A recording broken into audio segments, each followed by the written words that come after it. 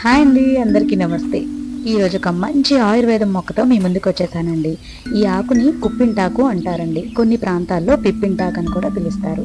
మరి ఈ మొక్క మనకి మన ఇంటి చుట్టూ ఆవరణలోనే ఈ మొక్కలు బాగా మొలుస్తూ ఉంటాయండి. ఇది మనకి ఈజీగానే అవైలబుల్గా దొరుకుతుంది. కాస్త పట్టి పట్టి చూస్తే కనుక ఈ మొక్క అనేది మనకి ఈజీగా దొరుకుతుంది.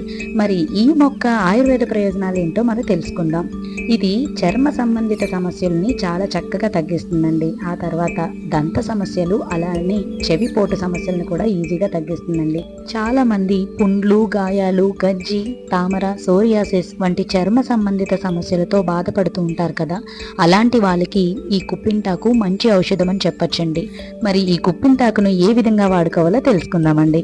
ఈ కుప్పింటాకును తెల్లవారుజామునే 5 నుండి 6 గంటల మధ్య ప్రాంతంలో గనక ఈ ఆకులన్నింటినీ సేకరించుకొని దాన్ని ఉపయోగించుకుంటే గనక మంచి ప్రయోజనం లభిస్తుందండి.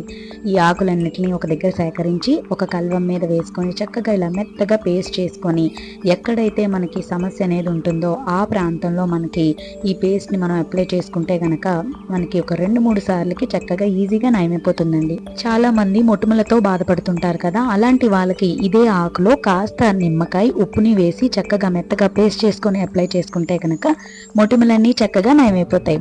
మరి ఇన్ని ప్రయోజనాలు ఉన్న ఈ కుప్పింటాకుని మీ ఇంటి ఆవరణలో గనక పెంచుకుంటే చాలా మంచిదండి.